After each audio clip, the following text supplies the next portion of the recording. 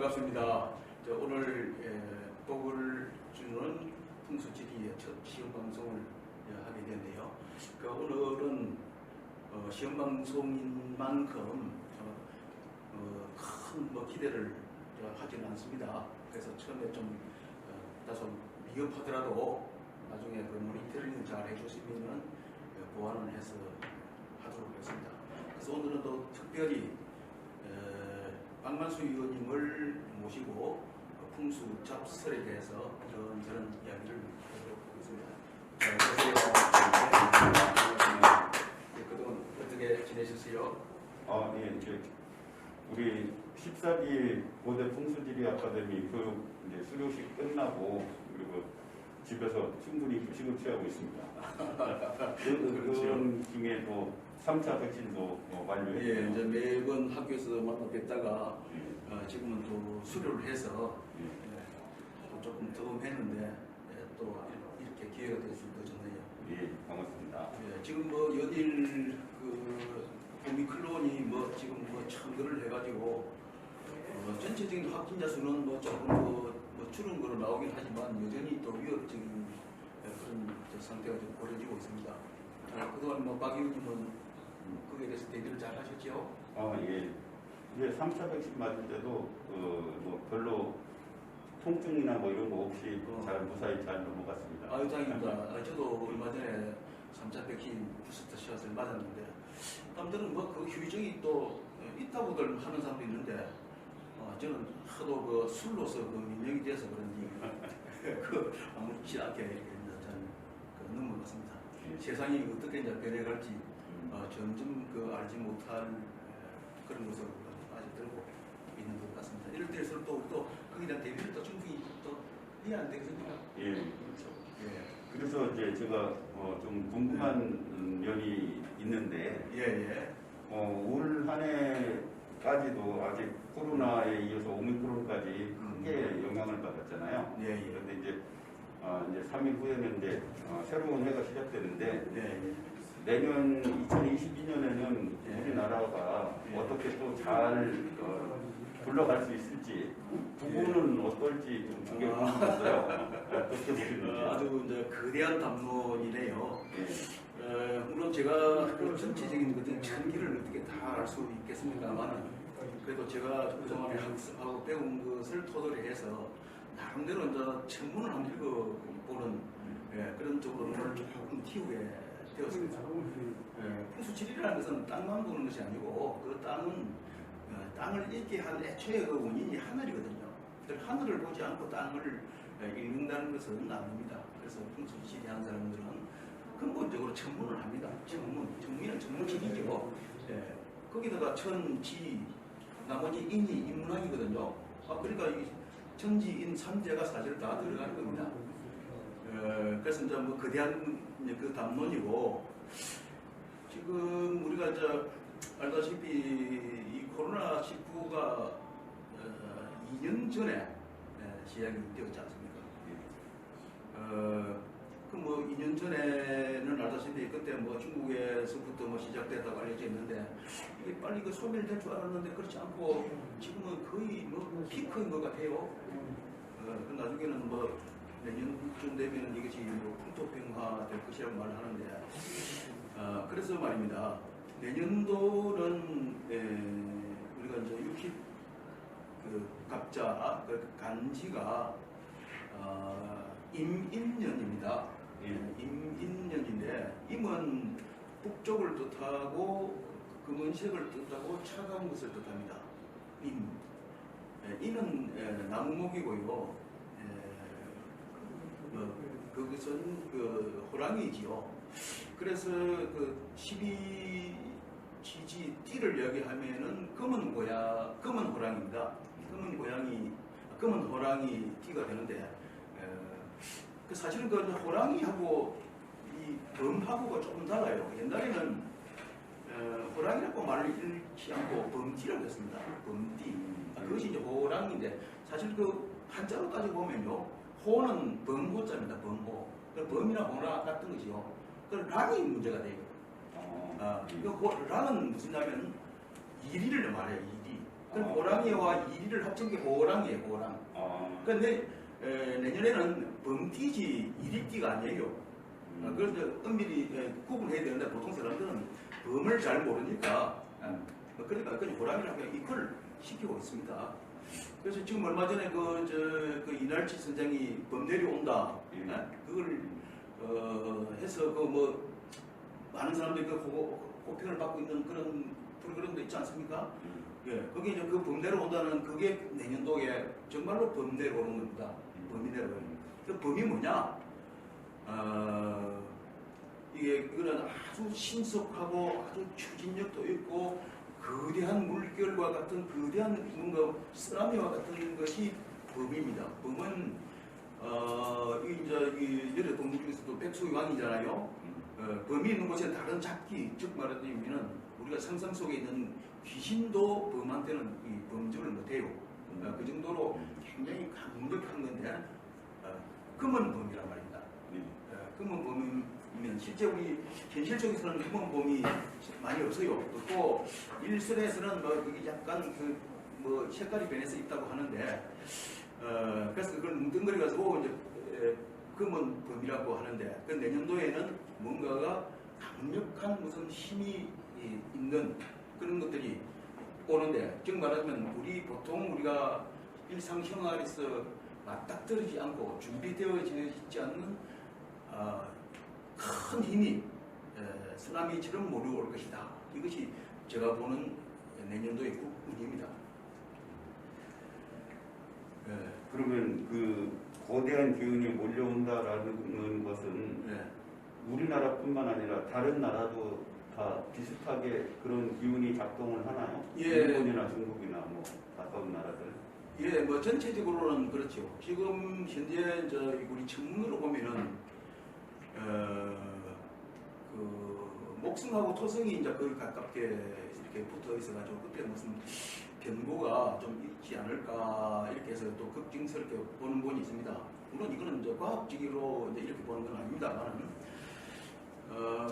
그럼에도 불구하고 이제 이것은 우리 동양 삼국에서 특히 이제 이런 쪽에서 이제 그 보는 것이 육십갑자 또 음양오행 그런 또 주요 이런 것인데 대체적으로 봤을 때는 전 세계적으로 또 같이 적응이 된다고 봐요.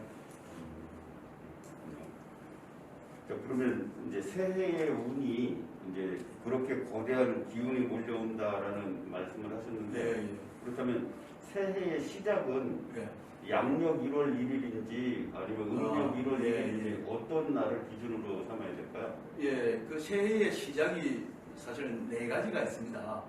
우리가 일반적으로 말할 때는 칼렌다 이어라고 해서 우리 달력의 1월 1일 그 달력이라는 것은 양력으로 말하죠. 그리고 전 세계의 대부분의 나라에서 양력 1월 1일을 새해의 시작이라고 합니다. 이건 국제적인 약속이거든요. 그런데 이제 우리나라가 양력을 법적 그 날짜 달력으로 채택한 지도 사실은 4, 50년밖에 안 됐어요. 그럼 4, 50년 전에는 뭐였나? 단기라고 했습니다. 석이라는 것이 아니고 당연히 거기는 음력입니다. 근데 지금 현재 우리가 착각하고 있는 것이 음력은 순수 음력이 아니에요. 순수 음력은 저 이슬람에서 하는 것이 순수 음력이에요. 우리는 양력하고 맞추어 나가고 있어요. 즉 말해서 지구가 태양을 한 바퀴 도는 것이 이제 1년이잖아요. 근데 그것도 사실 정확하게 1년이 아니에요. 365.25 또 뒤에 물론 상세히 따지면 그 숫자가 되어 있습니다만 그러니까 조금 그 끝에 남아요. 거기에 따라서 지구 또한 태양을 돌지만은 그게 위성인 달도 따라서 같이 돌아요. 지구는 이제 한 바퀴 돌면 자전이라고 하는데 그것은 하루로 하는 것이고 태양을 한 바퀴에 지구가 돌면은 그것을 공전이라 하면서 그걸 1년이라 하는데 이 음력으로 하면은 365일에서 10하루가 모자라요. 그러니까 354일이 되는 거예요. 그러니까 이 그대로 순수한 태음력만 갖고 하면은 나중에는 완전히 달라져요. 그래서 그걸 보정을 하거든요. 그래서 3년 또는 4년 만에 한 번씩 그 윤달이라는 것을 넣어가지고 이제 그렇게 맞추어 나가요. 그것을 태음태양력이라고 해요. 그래서 이제 그 말하는 거는 음력 1월 1일. 옛날에는 이걸 구정이라고 했는데 지금 공식적인 용어가 구정이 아닙니다. 지금 설날입니다. 설날. 옛날에는 거기에 대한 대띠로 신정이라는 게 있었어요. 양력 1월 1일이죠. 그러니까 양력 1월 1일을 신정이라고 하는 건 괜찮은데 일본에서만 이제 쓰는 겁니다. 그리고 또 외국에도 서양권에서는 다 양력 1월 1일을 새해에 시작을 합니다. 글로벌이니까 그걸 우리가 안 따라갈 수는 없죠. 근데 우리가 실제 우리가 우리 마음속에 있는 고유의 DNA는 추석이나 설날 이것은 음력을 하는 거란 말이에요. 그래서 지금 현재는 구정일을 하지 않고 설날을 합니다. 그래서 음력을 하는 이제 새해의 시작이 있고 또 이제 명리학을 하는 사람은 양력으로 2월 4일 매년 2월 4일이 입춘입니다. 음력으로 하는 것이 아니고 입춘은 24절기는 양력을 합니다. 그래서 그것을 지났느냐 안 지났느냐에 따라서 해가 넘어갔느냐 안 넘어갔느냐 이렇게 따지는 거예요. 그래서 이제 흔히 우리가 말하는 우리가 이제 관심 있어 하는 사람들이 그런 있잖아요. 박근혜 전 대통령이 얼마 전에 이제 뭐 사면 그때부터 석방까지 됐는데 석방은 내일 모레 말해야 되나요? 그렇게 발표가 났는데 박근혜 전 대통령이 52년 2월 2일생이에요. 52년 2월 2일이라는 것은 음력 양력으로도 다 그 해가 넘어갔단 말이에요. 넘어갔다는 것은 사해가 시작이 됐거든요. 양력 1일은 당연히 지났고 음력도 당연히 그 설날이 음력설이 지냈거든요. 그럼에도 불구하고 그 전해에 있는 그 토끼띠로 잡아게요. 52년생이면 당연히 용띠가 되는 거예요. 근데 박근혜 대통령이 사주는 용띠로 보지 않습니다. 용띠를 안 보고 토끼띠로 봐요. 그런 명리학을 하는 사람들은 그 해가 입춘이 지났느냐 안 지났느냐. 그러니까 박근혜 대통령 입춘이 안 지냈거든요. 한 이틀 모자라요. 그래서 그렇게 따지는 그 해가 있고요. 또 하나는 동지를 기준으로 해서 이것을 해가 바뀌느냐 바뀌느냐 봐요. 이것은 그걸 하는 사람 좀 적긴 한데요. 동지를 옛날부터 우리나라 사람들은 작은 설날을 했습니다. 동지는 나중에 길이가 가장 짧고 밤의 길이가 가장 긴 시점 아닙니까? 거기서부터 양의 기운이 스물스물 길어지는 문제예요. 하루에 한 1분씩 정도. 그래서 하지까지 길어지거든요. 그렇게 해서 동지를 새해로 보는 한 해의 시작으로 보는 그 시각이 있습니다. 그래서 아주 옛날에는 동지로 옛날에는 그 새해의 첫날로 보는 것이 옛날에는 많았습니다. 동지는 양력으로 12월 22일. 동지는 24절기 중에 하나이기 때문에 24절기는 음력을 하지 않습니다. 양력을 합니다. 그럼 양력으로 어느 해든지 양력으로 12월 21일 아니면 22일 그게 반드시 들게 있습니다. 그러면 이제 우리가 보통 무슨 용띠 아니면 개띠 무슨 띠를 기준으로 할 때는 입춘이 지났느냐 아니냐를 보고 근데 그 해가 넘어갔느냐 안 넘어갔느냐는 그 띠는 1년 단위잖아요. 그걸 세차라고 합니다. 우리가 충문 제사 때 충문 때 유세차 그걸 세차라고 해요. 그래서 그거는 입춘을 기준으로 해서 지났느냐 안 지났느냐. 그 다음에 입춘 하루 전까지가 그 띠가 되겠죠. 그렇게 합니다. 아주 다양한 기준점이 있네요. 그러면 이제 내년 2022년에는 뭐 어떤 일이 발생할 것인가. 2019년 같은 경우는 코로나가 갑자기 닥쳐가지고 많은 사람들에게 피해를 줬는데 내년에는 별일 없을까요? 아까 모두에 말씀드렸지만은 알지 못할 어떤 큰 힘에 의해서 대부분이 준비되지 않은 어떤 그런 사건들이 아마 있을 거라고 봅니다. 내년도에 임인년이라고 했잖아요. 그 천간과 지지가 각각 음양이 있는데 금년은 그 신축년이잖아요. 신축은 음으로 구성이 되어 있어요. 그런데 내년에는 양양으로 구성이 됐어요. 그러니까 임도 양의 물이고, 양의 물이라는 것은 큰 물이라는 뜻입니다. 거센 파도, 쓰나미라는 뜻이에요.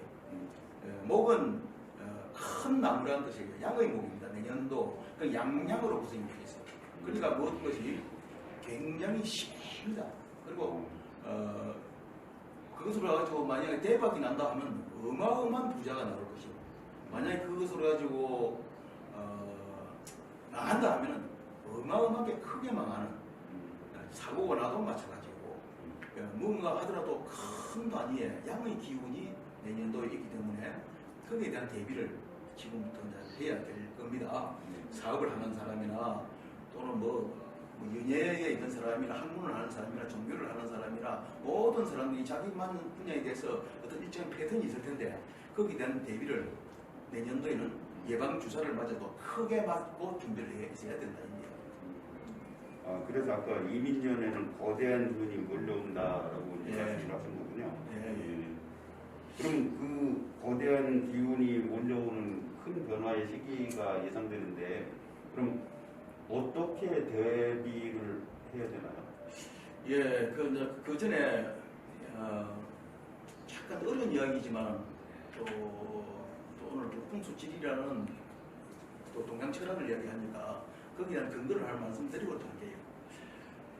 주역에도 내년도 이민년을 지천태의 괴라 합니다. 괴가 64개 괴가 있어요.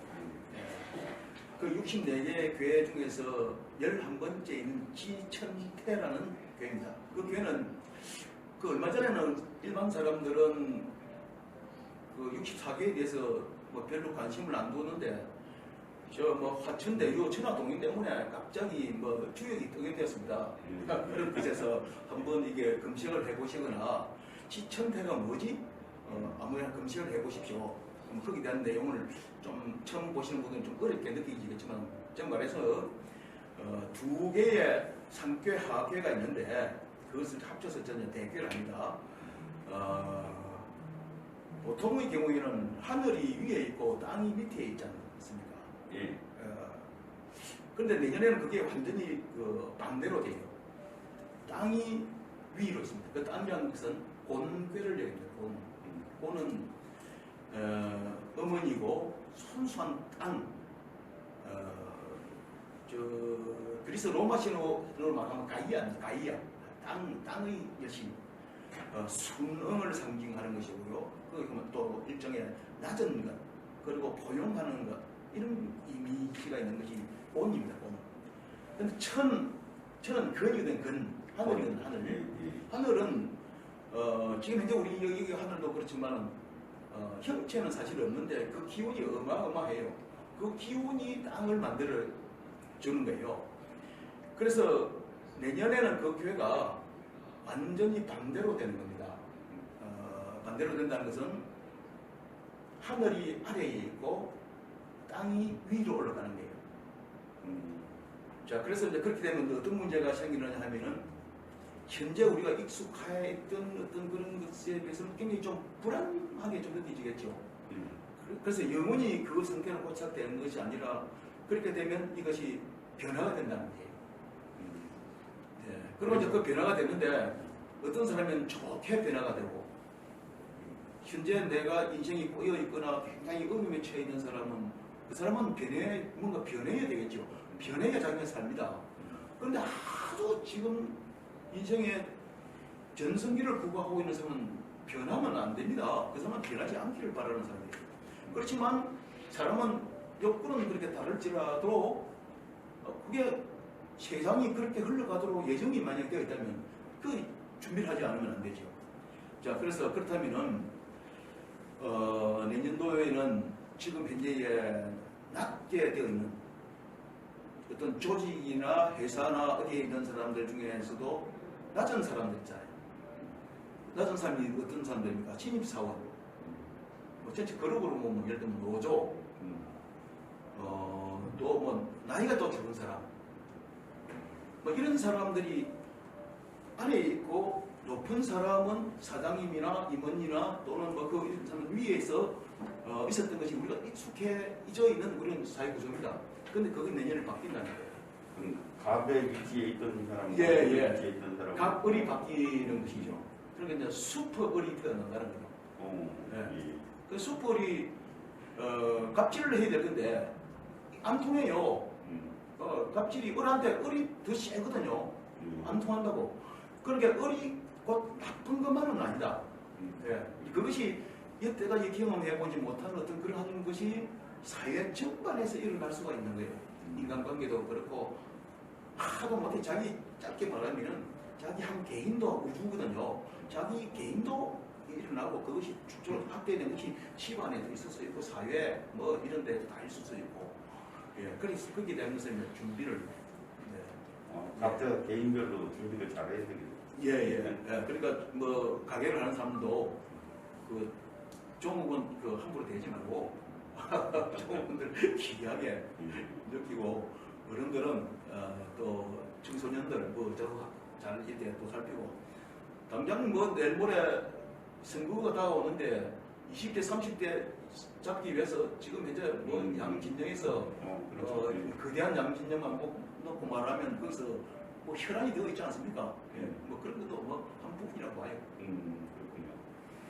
그러면 이제 올해 지금도 자영업자분들은 참 어려운 시기를 겪고 있고 예. 더 이상 못 참겠다라고까지 하시는데 예. 내년에는 이 어떤 사업, 어떤 분야가 좀 잘 될 수 있을까? 또 어떤 분야는 또 어려워질까? 예. 이런 걸 좀 알려주시면 도움이 될 것 같아요. 예. 그 임인년이 지금 물과 관련된 거잖아요. 큰 물이잖아요. 큰 물. 근데 물과 관련된 사업이 좀 뜰 거예요. 예. 그러니까 그래도 이제 작은 물은 이제 아니고 작은 물은 술이에요. 술. 술은 작은 물이고 큰 물은 뭐 강, 바다, 호수. 자 그러면 거기에 연관된 사업이 뭐 레즈라든지 뭐 일종의 뭐 투어라든지 또 뭐 액티비티한 뭐 그런 체험이라든지 그런 것도 생각해 볼 수 있겠죠. 또 큰 물이라도 여러 개 있는 어떤 그런 물과 관련된 그런 것들이 작은 물이 막 모이면 또 큰 물이 또 될 수 있으니까 그런 일단은 물과 관련된 그런 업을 지금부터 준비를 해야 내년에 코로나 이것만 이렇게 의미 있을 정도로 위드 코로나가 갈 정도만 되면은 그때부터 준비한 사람과 준비하지 않은 사람은 출발선이 아마 다를 거예요. 예, 그렇게 이제 하는데 불과 관련된 거를 하면 안 돼요. 불과 관련된 거는 우리가 이제 그 서로 상급 중에서 서로 제일 강한 것이 동쪽과 서쪽에 그 서로 다툼이 있어요. 동쪽은 나무고 서쪽은 금이에요. 그래서 금극목이라고 해가지고 금이 즉 신가 나무를 이깁니다. 그렇지만 나무를 이기다 하더라도 톱이나 칼이나 이런 것이 금인데 나무는 그냥 우리가 나무를 길쭉한 막대기나 일반 우리 나무를 생각할 수 있는데 그걸 이긴다는 것은 벤다든지 쓰러뜨린다든지 그런 개념입니다. 그러면 그래도 이긴다 하더라도 그 진 형체는 남아있어요. 나무가 베어져 있는 상태로서 남아져 있고 어쩌면 그것이 베어져야 용도로 적당하게 쓸 수도 있는 수도 있어요. 그런데 남북의 경쟁은 아주 심해요. 남쪽은 불이고요, 북쪽은 물이에요. 내년도는 물이거든요, 물. 그래서 내년도에 불에 관련된 것을 하면 안 된다는 것은 이것은 쫄딱 망해요. 그거는 흔적이 없이 망하는 거예요.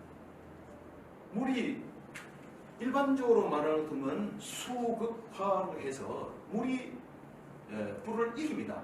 그런데 문제는 이게 거대한 이게 물과 거대한 불이 이래 있으면 서로 이게 악닥거리면은 이게 둘 다 힘들어요. 그러나 결국은 물이 이깁니다. 자, 그래서 거대한 물이 어차피 내년도에 그 정체성인데, 그것이 작은 물이라면 그냥 말할 것도 없이 그냥 흔적도 없이 샥 끄시고 마는 것이고, 큰 물이라 하더라도 큰 물과 큰 불이 싸우면은 큰 불은 특히 쓰러지게 되어 있습니다. 그럼 그 나머지가 흔적이 있느냐면, 불은 꺼지면 흔적이 없어요, 그냥. 예. 그러니까 재산을 하더라도 뭐 처자식 먹을 양식이 없느냐, 그렇지 않고 쫄딱만 한다는 거예요. 예. 그래서 불과 관련된 그런 것을 하지 마라. 만약에 지금까지 잘 해왔던 불과 관련된 사업이 있다면 내년도에 그럼 접어야 되냐? 그렇지 않죠. 확장하지 말고 그거를 비보할 수 있는, 물을 비보할 수 있는 토를 옆에 만들어야 돼요. 토극수가 되니까. 그러니까 토가 뭐냐면 흙이거든요.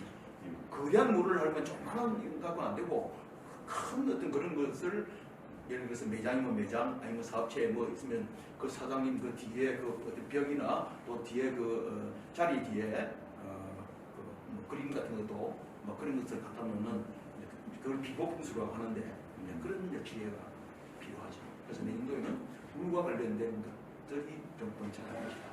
그리고 이제 좀 길게 보면은 내후년이 아니고 2023년도 이제 입춘절이 지나고 나서는 이 풍수지리로 말할 때 9운이 있다고 합니다. 지금 8운에 현대 20년간 한 번 더 보면 20년 가는데 2023년 입춘절 이후부터 2043년 이제 2월 3일까지가 9운인데, 그거는 바로 그 불의 기운입니다. 불에 관련된 그런 것들이 흥한 것으로 갈 거예요. 2024년부터 2023년 3년 2월 4일부터 2043년 2월 3일까지 그것을 풍수지리에서는 그것을 구운이라고 합니다. 그럼 이제 마지막으로 이제 새해에는 이제 대통령 선거도 있고 국회의원 그렇죠. 선거도 있고 뭐 여러 가지 큰 일들이 많이 있는데요. 예. 대통령 선거는 누가 당선될 수 있을까요? 누구에게 더 유리할까요? 아주 참 어려운 질문이고, 네. 단도직 입장 말씀드리면 저도 잘 모릅니다. 다만 이러한 기운이 있는데 그 기운으로 가지고 거기에 가장 적합한 사람이 될 것이다라고 이제 추측을 할 뿐이에요.